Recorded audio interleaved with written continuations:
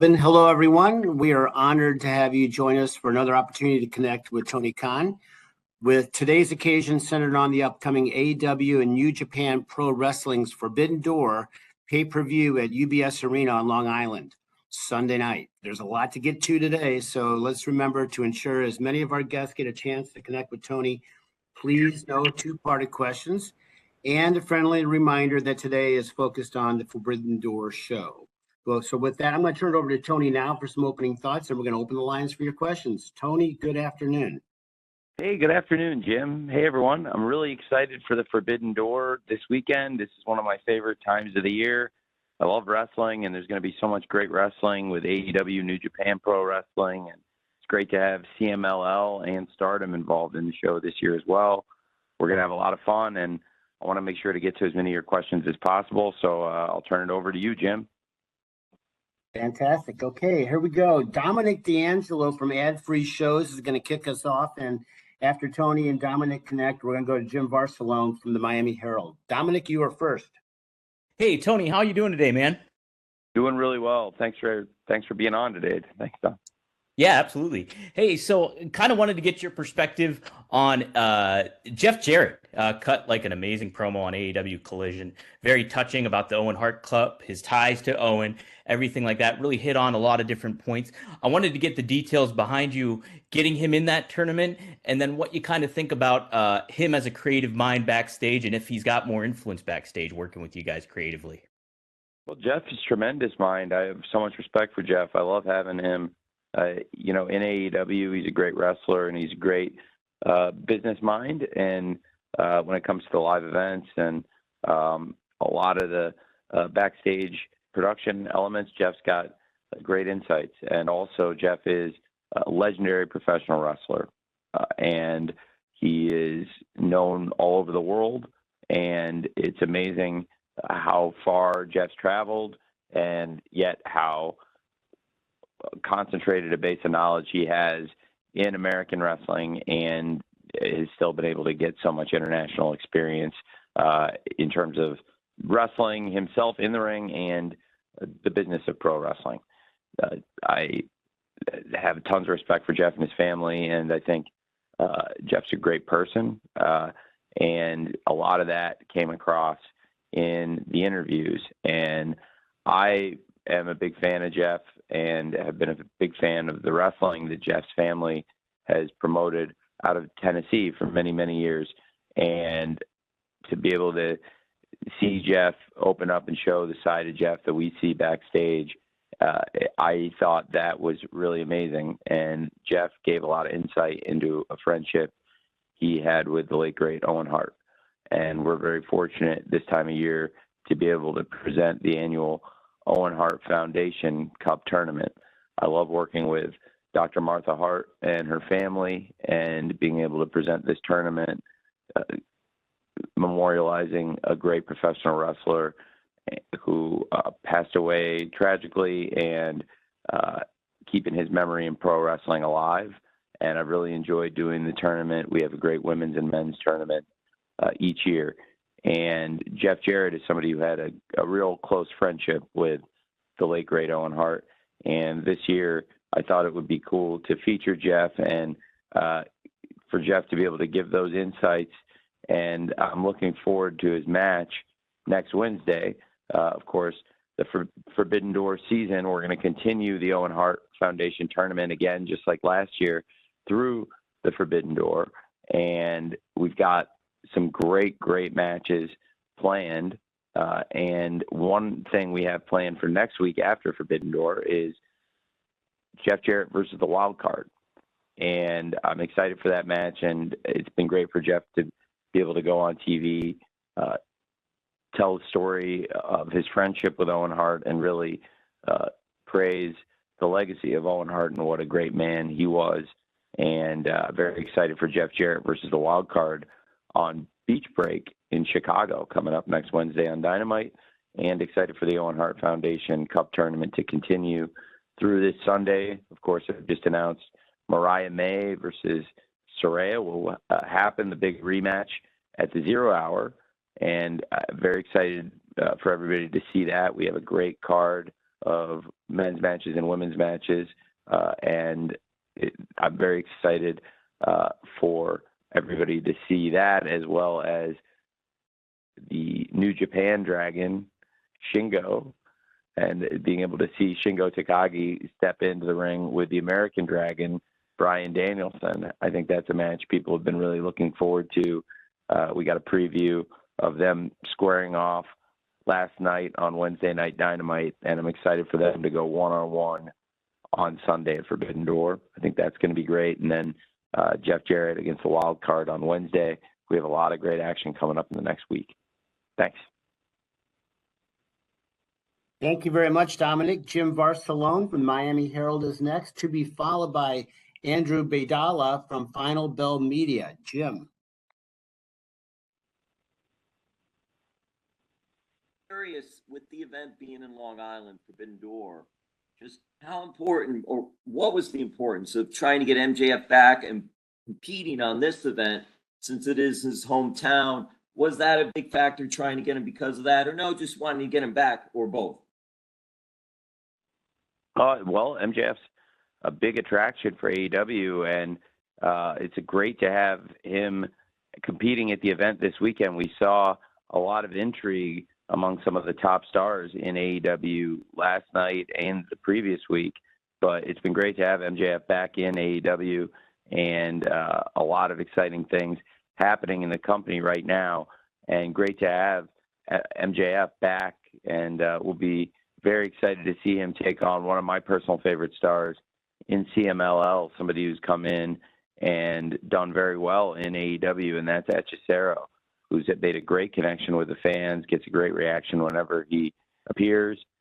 He was reintroduced in the LA Forum in the Casino Gauntlet match. He's had a tremendous match with Bryan Danielson, picked up the win last Saturday on Collision against Daddy Magic, and definitely need to keep an eye on Hechicero, who is somebody that we really think has a ton of potential and has aligned himself with the Gates of Agony, who did really well last night, I think, on Dynamite themselves, and Brian Cage. And it's a great group. It's a diverse group of really exciting stars.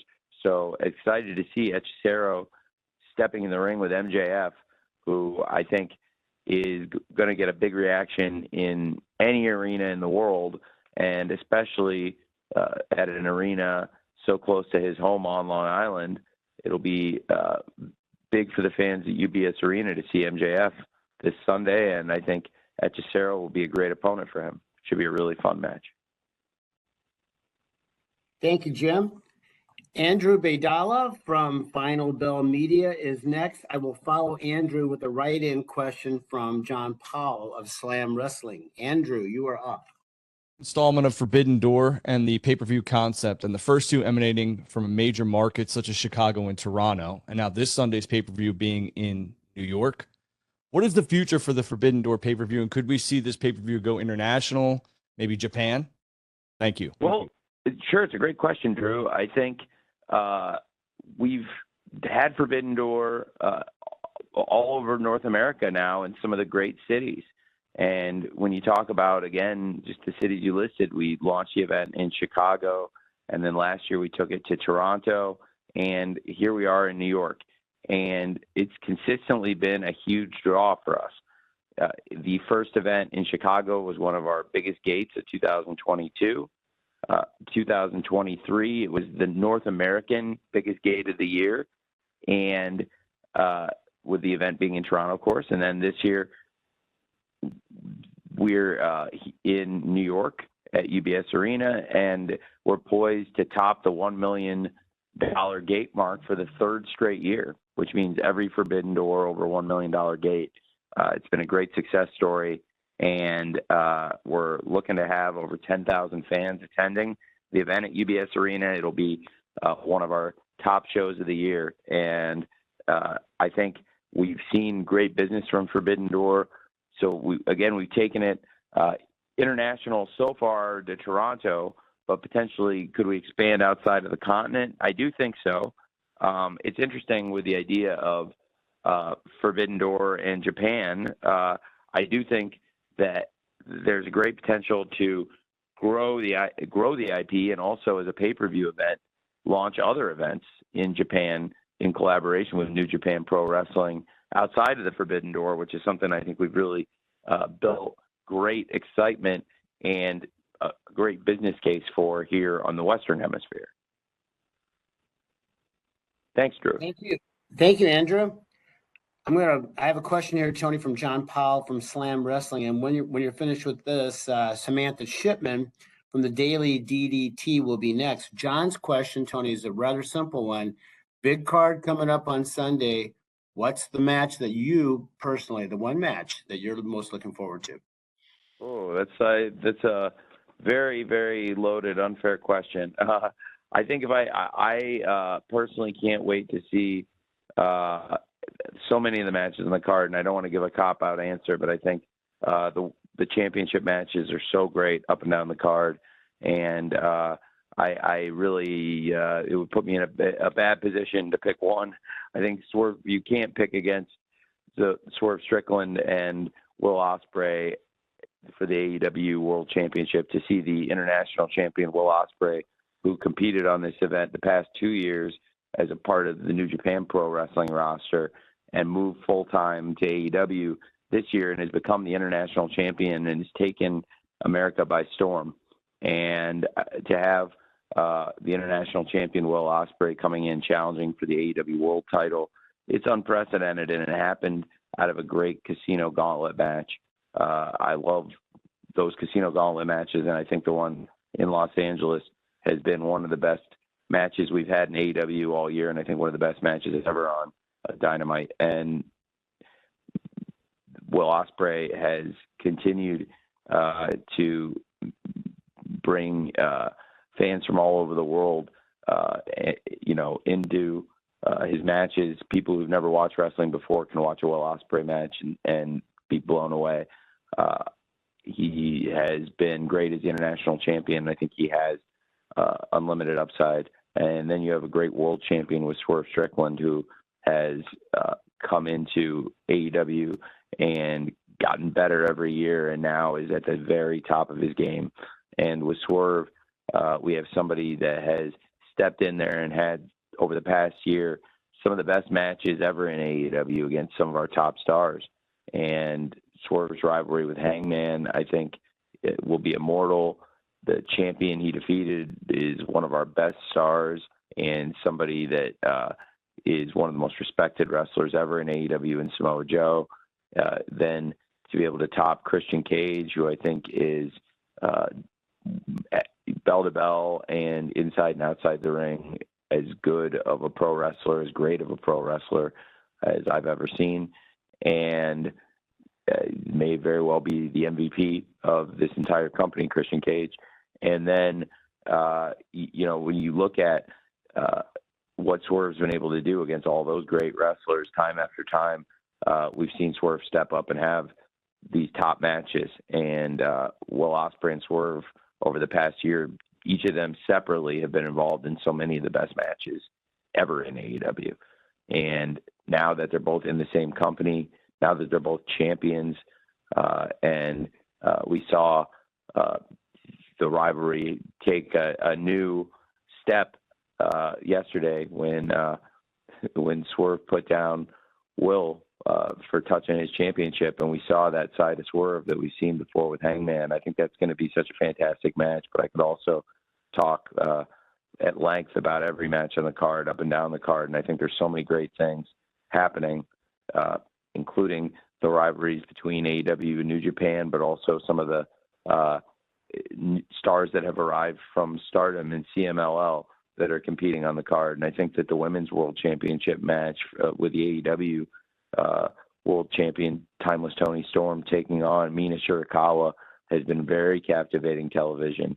And Mariah May says she's going to be in both women's corners. And we saw as close as it's physically possible for her to do that. I mean, she made entrances with both Toni and Mina yesterday. And Mariah has been a huge part of this story and what's become a fascinating rivalry, very different kind of rivalry. And I've really enjoyed that. And I can't wait for Jon Moxley, who has made a different kind of history himself, arguably the most decorated world champion in the history of the sport, the first man ever to become the AEW world champion, WWE world champion, and IWGP world champion. It's a milestone that will live forever. And I wanted to be there because if and when John won the title in Chicago, I knew it was going to be so special. So I felt really blessed to be in attendance and watch it with Renee when John won the IWGP world title and made history and set a milestone that nobody can ever take. And now Naito aims to take back the championship, but I think it's going to be a great, great fight. And Jon Moxley head-to-head is the greatest wrestler ever in AEW. And I think it's going to be so incredible, and the environment is going to be electric at UBS for Mox versus Naito. I think great matches like that are what Forbidden Door is all about.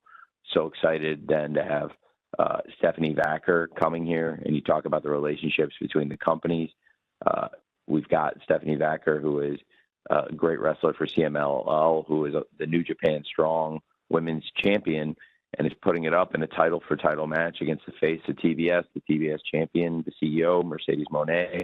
I think that's going to be fantastic, and I'm very excited for everybody to see Stephanie on a very stacked AEW Collision this Saturday. We have so many great things on the show leading into the pay-per-view. Really excited for Rampage tomorrow and Friday night, and then Collision on Saturday night leading into the pay-per-view, and everybody to get a good look at Stephanie. And also Mercedes will be there live, and Stephanie's got a very good opponent in Lady Frost, who's done great things on Collision.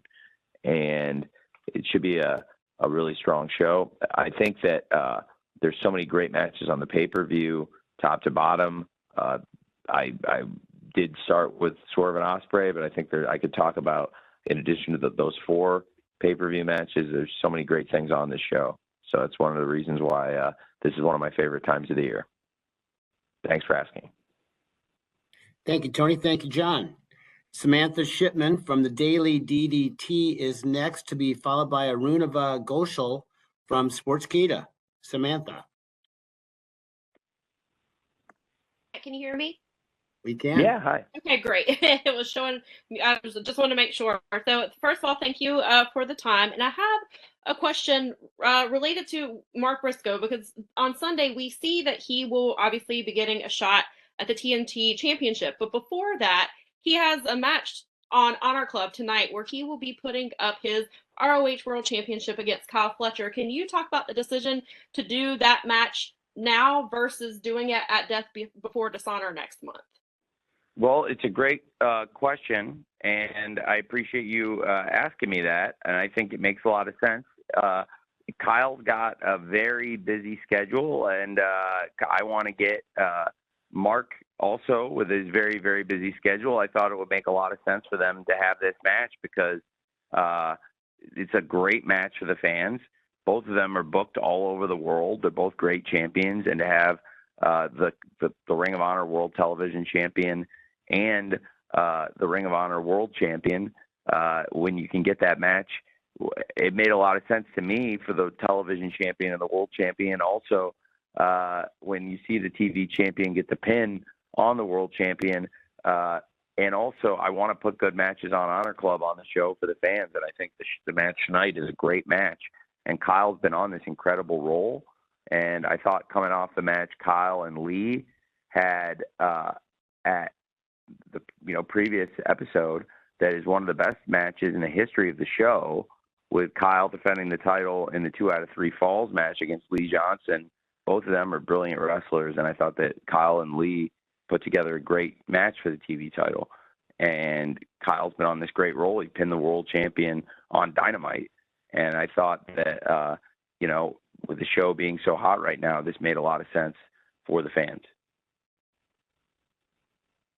It should be a great match. I appreciate you asking about it, and excited to have Mark involved in the ladder match, and of course Kyle's also going to be defending that television title in Arena Mexico, which I think is really exciting. Also working with Atlantis Jr. So lots of cool stuff. Thank you. Thank you, Samantha.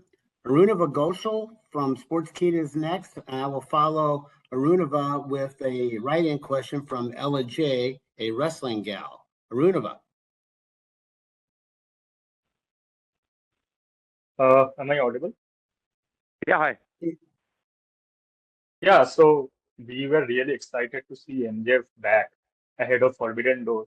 If you can provide any update on Britt Baker's return, that's possible. Yes. Really excited about Britt Baker being close to ready for a return to AEW. She's been out with injury and was not cleared to wrestle, but I do expect that sometime soon she could return. So would absolutely love that, and very excited about getting all of our top stars back. You know, it's been great having MJF back, and so many top stars have been away. It's going to feel amazing when we've got great stars. Britt Baker's a great example. It would be great to have the Doctor back in AEW. So many other great former champions, including Jamie Hayter, Kenny Omega, and Adam Cole, and many other great wrestlers. We can't wait to have back here in AEW. And certainly for me, I know that Dr. Britt Baker and fans all over the world will be excited to see her return, and I'm glad that she's going to be cleared to return very soon. Thanks, Thank you very much, Arunava. I have a writing question here, Tony, from Ella J, a wrestling gal, and then we'll follow Ella with Bill Pritchard, from WrestleZone. Ella's question is the following. Forbidden Door will feature 3 representatives from Stardom. Does AEW have plans to work with Stardom talent beyond Sunday's pay-per-view event? Yes, absolutely. We have lots of plans with Stardom, and I'm really excited about working so closely with the promotion this year. Stardom has the same parent company as New Japan Pro Wrestling, Bushiroad. So I had been looking to work with Stardom for a long time, and this current management has been such a great pleasure to work with. And I think it's been great for the wrestlers in AEW and Stardom, and also for the fans of either or both promotions, that we've been working together so closely, putting together great matches, bringing the talent back and forth. And I look to bring Stardom talent regularly to AEW. And right now, we're in a position where a Stardom wrestler, Mina Shirakawa, could very well be the AEW Women's World Champion. I think Mina has a great chance and is a fantastic representative of not only Stardom but also AEW, and I would love to have Mina as the champion here. I also love having Timeless Tony Storm as the champion, and it's one of the reasons I'm so excited for the match. And I think I want to continue to work with Stardom closely, and it may be that one of their wrestlers is the world champion here, and that can be a great thing. I mean, as we've seen, Jon Moxley as the IWGP World Champion has had some fantastic matches and is one of the top wrestlers not only in AEW but New Japan. And now I think we're seeing Mina Shirakawa is one of the top wrestlers not only in Stardom but also in AEW. And I think we'll continue to see wrestlers from Stardom in AEW, top stars, and also continuing to bring the young wrestlers over. I'd also like to continue having Stardom involved with Ring of Honor as well.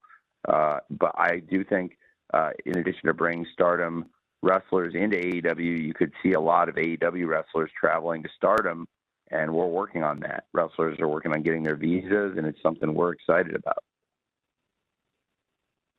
Thanks for asking.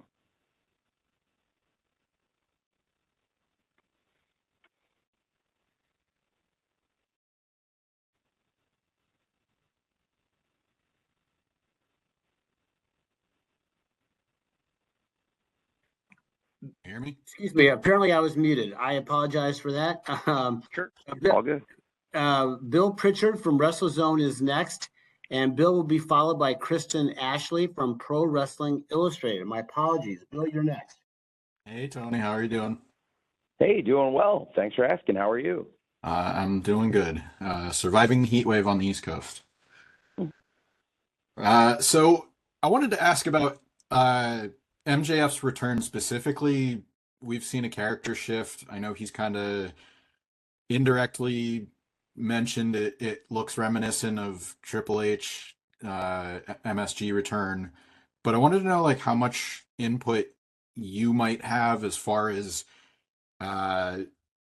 hearing him out, and this is for everyone, but specifically I'm using him as the example because it's recent, but how much input do you have as far as like what you need for the show versus listening to what his idea is, just trying to figure out what the best presentation is for a guy like him, because we've seen him as a babyface before, but it was salt of the earth, like sort of the traditional look for him. So just can you talk about the creative decisions that go involved that go into bringing a guy such an important part of the company back on TV, making sure it's, you know, not only the right fit but the right timing and everything like that?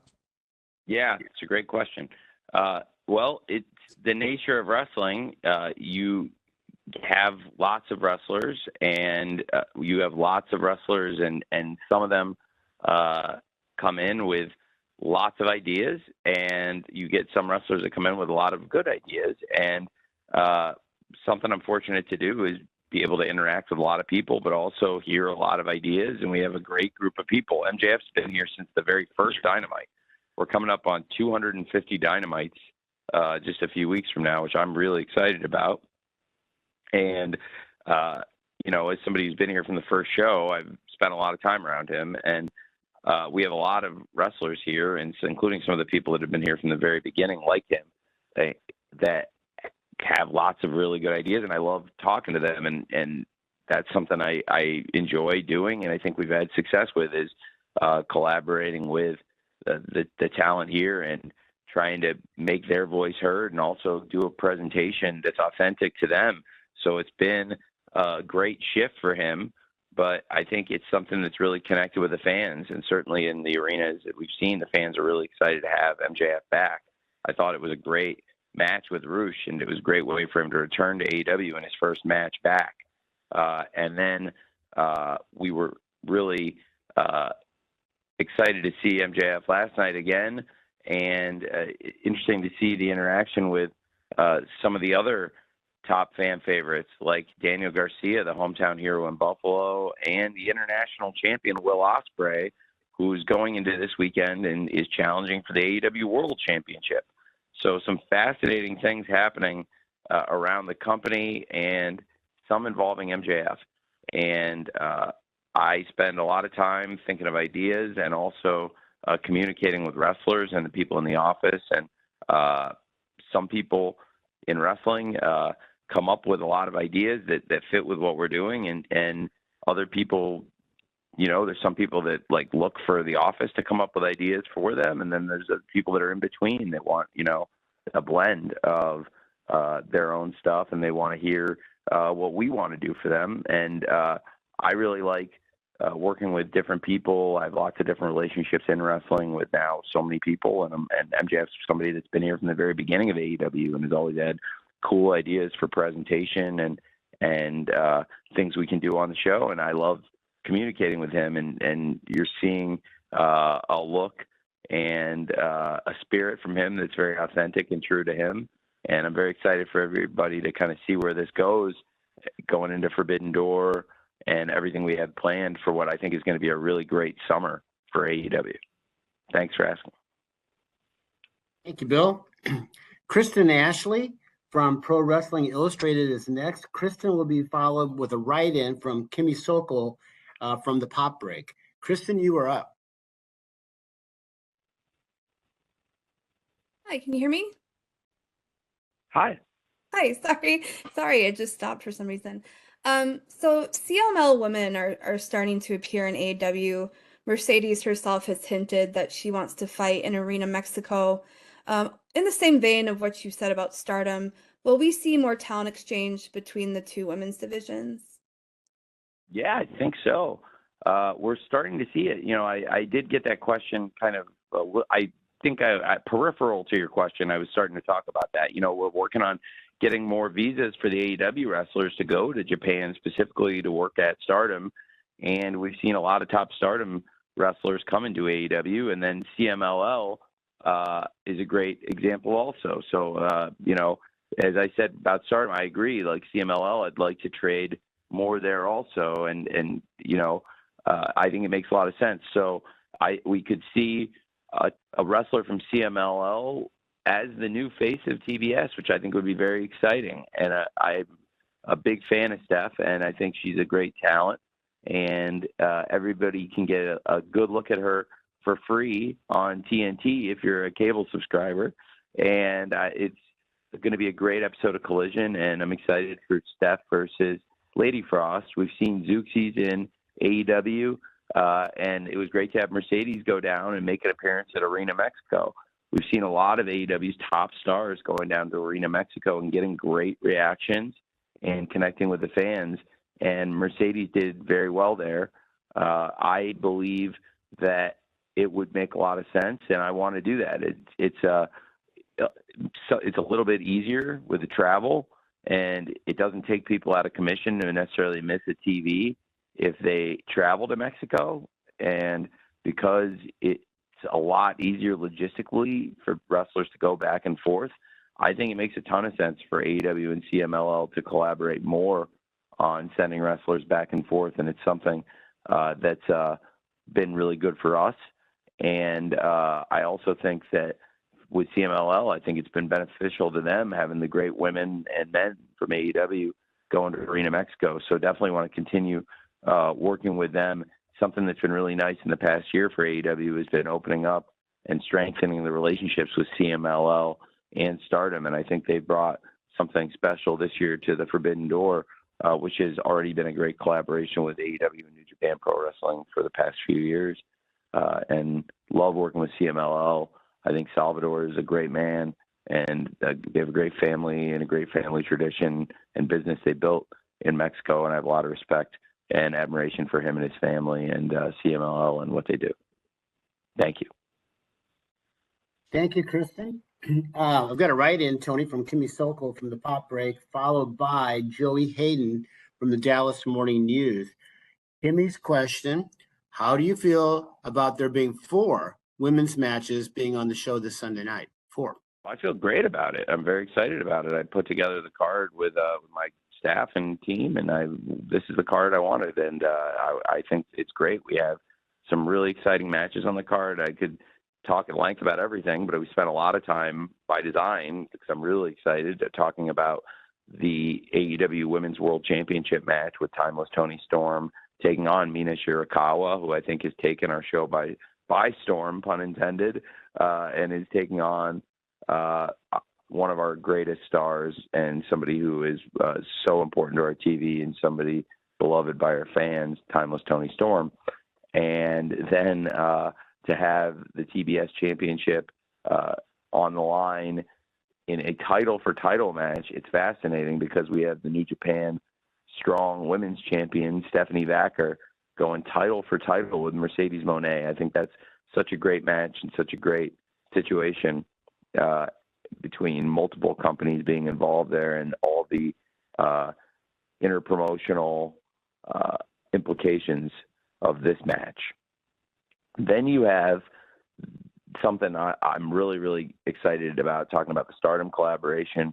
I am so excited to have this big tag match on the 0 Hour. It's a preview of what's to come next week in Chicago at Beach Break, to have the team of Statlander and Momo versus the team of Willow Nightingale and Tam Nakano. I think that's going to be tremendous. And, we've seen Willow go to Stardom and defend the TBS title, and Tam Nakano and Willow, they've been opponents, they've been friends.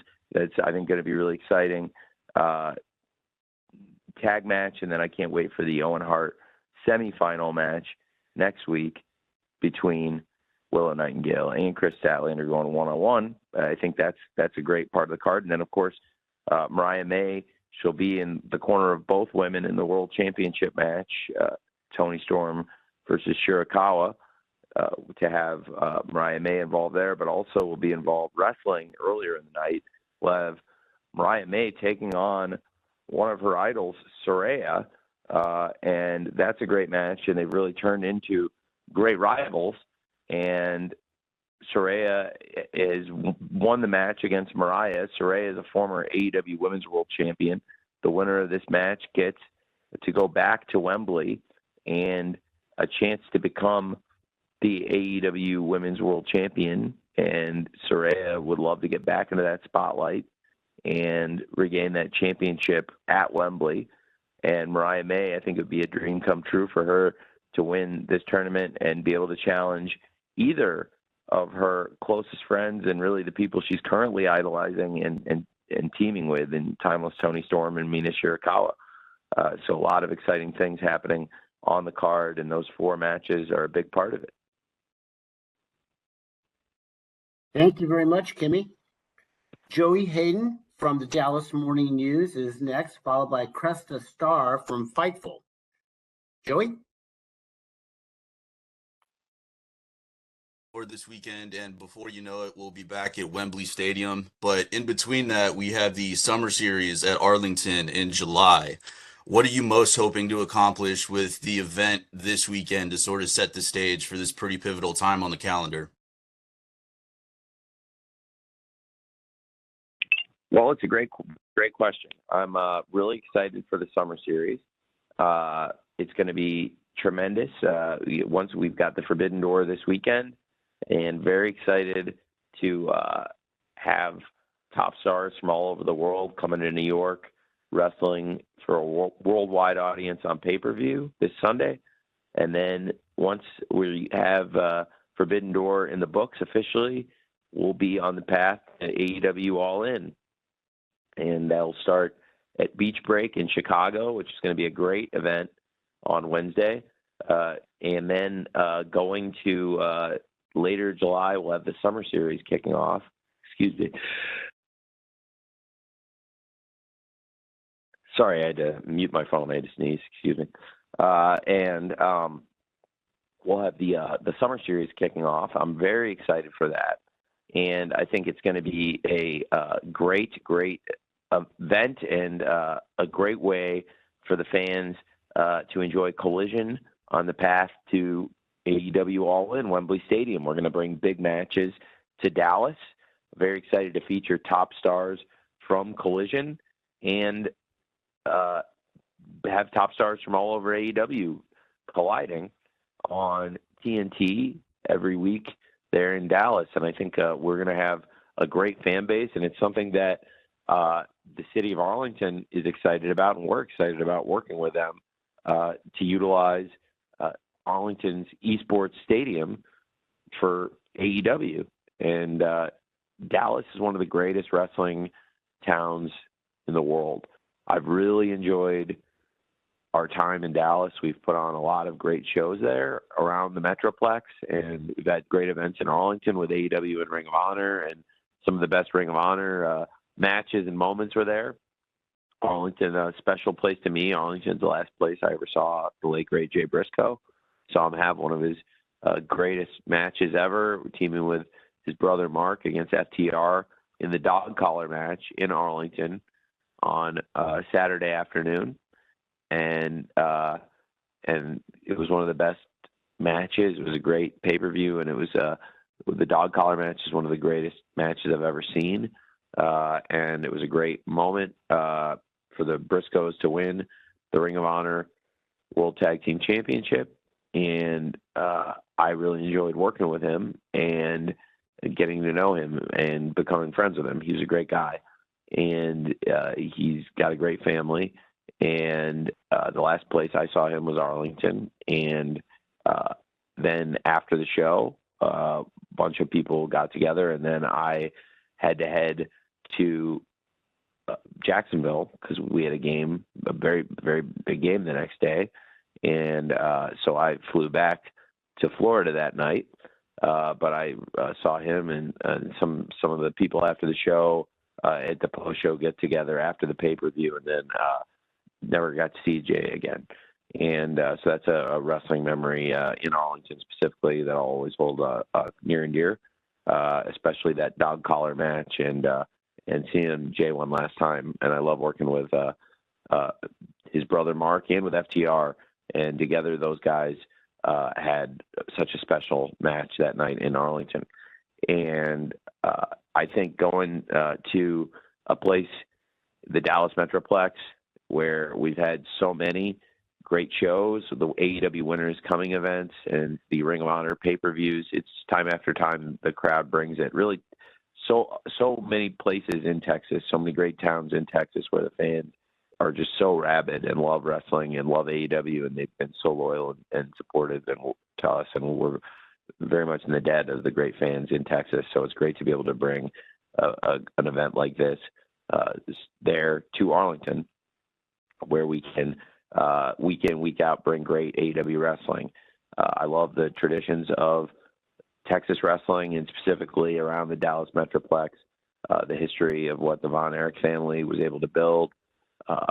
Kevin Von Erich has become a good friend to me and AEW, and his sons Ross and Marshall are just tremendous young men. I really like Ross and Marshall and Kevin, and love what they were able to build as a family.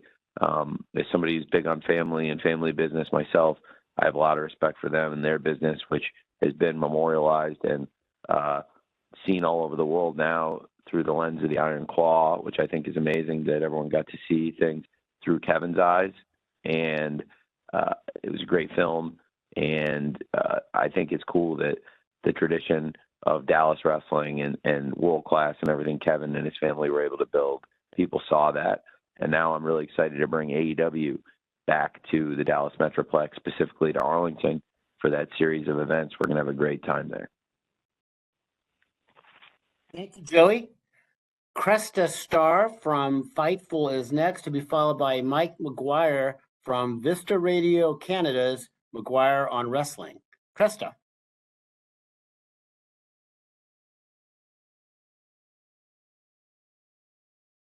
Hello. Hey, hello. Hi, good afternoon. Thank you so much for taking my question. With all the success of the Forbidden Doors so far, is there a future where Ring of Honor or any other NA promotion or indie promotion get involved in the Forbidden Door fracas? Well, it's a great question. I think I'd love having more Ring of Honor involvement. We do have some good involvement. We have the world champion, Mark Briscoe, in that ladder match, which is going to feature some great stars from across the world.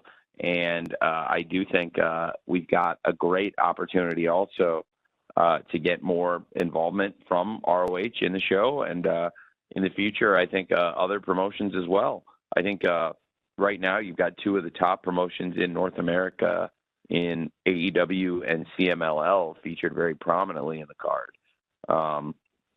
And then, you know, obviously having not only New Japan Pro Wrestling, but also Stardom now more intricately involved in the event, I think has been tremendous. And now you could see a wrestler from Stardom as the AEW Women's World Champion in Mina Shirakawa. You could see a woman from CMLL who is not only the New Japan Strong Women's Champion, but has also been a great champion in Mexico. You could see Stephanie take the TBS championship and become the face of TBS. So there's a lot of exciting opportunities there. And, you know, in addition to all the great things happening between AEW and New Japan, and like having Jon Moxley as the IWGP World Champion.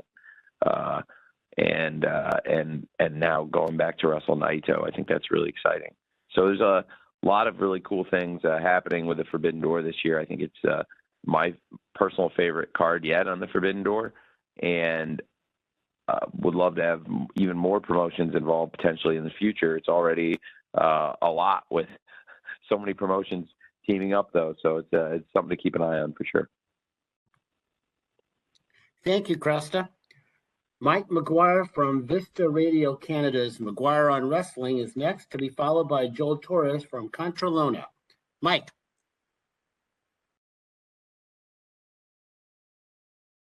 Oh. Mike, you're good. Okay. Tony, thanks as always for doing these. Appreciate you, and looking very forward to the Collision and Dynamite coming up in Calgary in a few weeks here. On that note, part of the Owen Hart tournament is at Forbidden Door, and looking forward to that. But some guy who's been talking a lot about what's been going on in AEW and what could happen in AEW is Jim Ross. And just wondering if you've heard from JR. He was hoping to be there to do the call, but he's been going through some health stuff, obviously. Have you heard from Jim and whether or not he'll be at Forbidden Door? I have heard from Jim. I am hopeful that, I had been hopeful he'd be able to make it, but Jim's had some health concerns, so I don't want to, say for sure when he'd be able to make a return, because I think the most important thing to us is that JR gets well. He's been with us since day one. He was a part of AEW from the launch, and, we really value Jim and everything he's done for AEW since we, started the business. And definitely would love to have JR back on a more regular basis soon and involved when his health permits. Thanks for asking.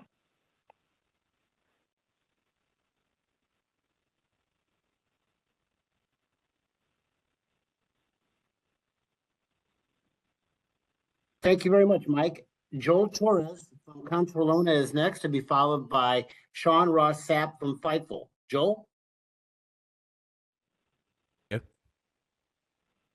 Joel, you're good. My question is, there are two other promotions in North America doing something similar to the Forbidden Door, which is NXT and TNA Wrestling. And I wanted to know if you think your idea of Forbidden Door has been influential for all of this happening right now. I think that what we've done with Forbidden Door has been really historic, and it's been very successful. We've seen the business so strong year in, year out. Again, this will be the third straight year where the gate has topped $1 million.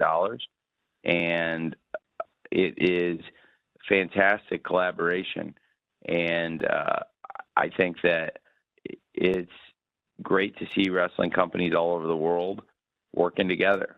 And I love wrestling, and I love the competition of wrestling, but it's also great collaborating with some of the top companies. And we built really great relationships with New Japan Pro Wrestling over the years. And now with Mr. Tanahashi as the president, that's also very nice, because I've worked closely with him over the years, on the wrestling side of the business.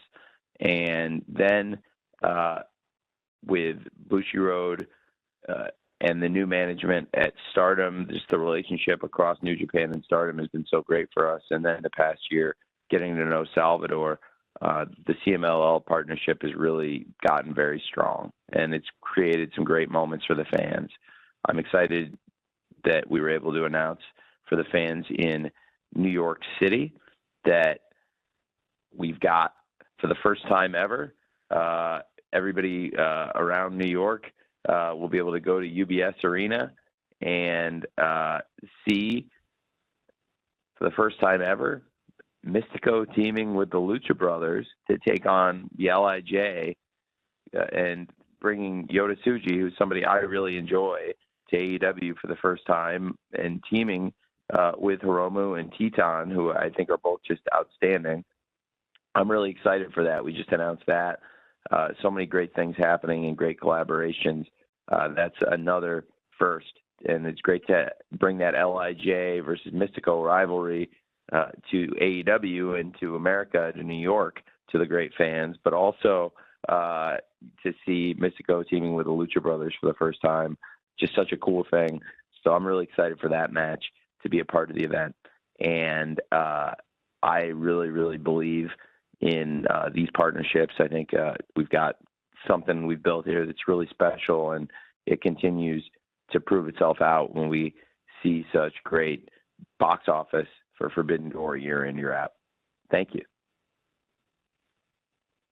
Thank you very much, Joel. We are almost at time, so let's conclude with Sean Ross Sapp from Fightful. Sean?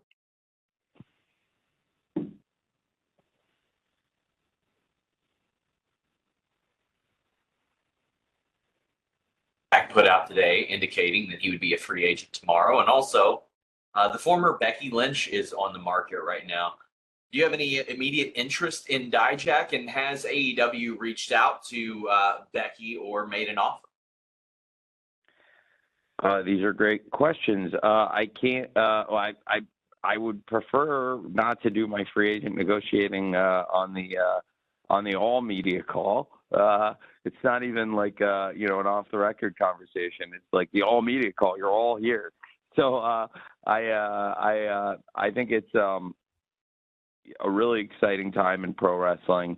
When we launched AEW, one of the things that I had told the great people at TBS and TNT, and this was long before Discovery had come in, and Warner Brothers Discovery had become this great entity, and long before Mr. Zaslav's great leadership had entered the picture here. So this was a long time ago, but 6 years ago, I remember telling the people at TBS, before we even launched AEW, when it was really a concept on paper and ideas in 2018, that I was telling them about that free agency in pro wrestling has not been nearly at the level of competition that it was once in the 90s. And then in 2019, we arrived on the scene, and I do think that it's been a fascinating period, and watching the movement between wrestlers, between companies over the past few years, I think it's been great for the fans, and I think it's been great for the wrestling business. So there are some great free agents out there and coming up. These are, great names you're talking about. I have a lot of respect for everybody you said, Sean, but I, probably wouldn't behoove me or benefit AEW for me to give, my contract thoughts on all of them, or what I would negotiate or have or would with any of them. But I do think they're all great talents to talk about for sure. And, we've had great year in free agency. I think we've seen, including people that are all over this show and are going to make a huge impact on the event, with having the AEW International Champion, Will Ospreay, the AEW Continental Champion, Kazuchika Okada, who is now the Continental Champion. And I must say, it's fascinating that he's has 4 G1s under his belt, but has never won a Continental Classic. But he will be now, it's interesting. There'll be a lot of people gunning for him going into the Continental Classic to be in that catbird seat. And I can't wait to talk more about it. It'll be the first time we've gone into the event with a champion and what that entails after so much buzz about the inaugural event. But the question will he be the champion, or what will the event entail this year with a reigning champion, and who's going to be the Continental Champion? But certainly having Okada in AEW has been fantastic. I haven't had a lot of questions about Okada today, but I have to say he's just been fantastic to work with as a wrestler. Backstage, I have a lot of mixed things to say about the Elite and my on-screen interactions with them, but make no mistakes, this is one of the greatest wrestlers of all time. And the way he's adapting to American TV, I think he's only going to continue to get better and better. And every arena we go to, the fans are captivated by him and his presence, and I think he's a phenomenal talent. And going into the Continental Classic this year, it'll be interesting to see if he is still the Continental Champion, or if he ends in the tournament. But if he is, he's one of the 2 most successful wrestlers in such a round-robin style format tournament ever. I think when you have Chono with 5 G1s and Okada with 4, it's something interesting, and I'd be interested to see how he would fare potentially in the Continental Classic. And very excited to have now President Tanahashi also coming into AEW. I think that's something really cool. And very excited to have the Okada-Tanahashi rivalry renewed at the Forbidden Door, and also to see the Scissor Ace, Tanahashi, the Scissor President, and the Scissor Administration he's going to be running over there. And really, that's phenomenal. But Okada as a free agent, just what a great signing I believe he will be and has been. And then Ospreay, the international champion, just what a huge statement he's made here in AEW. And now I believe he's got a great opportunity, and all the necessary tools to be a great AEW World Champion. And then Mercedes Moné, what a great signing I think she's been and what will continue to be. And she's the TBS champion. She's got a big title match, and it's title for title. She may continue to be the TBS champion, and she may be the New Japan Strong Women's champion. And we had, in the past year, the Rated R superstar Adam Copeland come in and become the TNT champion. And you look at all these great champions we had, these huge free agent signings, and where they all fit in. And that's the one where he's not here, and he wanted to be a part of this card. We miss Adam every day, and it's crazy he's not with us right now. And he came in, he was the biggest, most positive influence you could have asked for. And you couldn't ask for 4 better champions and 4 better free agents to come in than Adam Copeland, Will Ospreay, Mercedes Moné, and Kazuchika Okada, and all great champions for us. We'll crown a new TNT champion in that ladder match, but we miss Adam. So it's been a big past year for us in free agency, signing those 4 and many others, and we'll continue to be active in free agency. And anytime there's somebody of the standard of those 4, who are 4 of my personal favorite wrestlers ever, then, I'm always going to be looking to be involved. Thanks. Thank you, Sean. Tony, that is it. Do you have any final thoughts you want to share with everyone before we depart? Well, it's a really exciting time for AEW. I think that it's an exciting time for all the companies involved in Forbidden Door, and I love working with these great partners, New Japan, CMLL, and Stardom now. And I love being able to put on this event, and I want to continue this for a long time.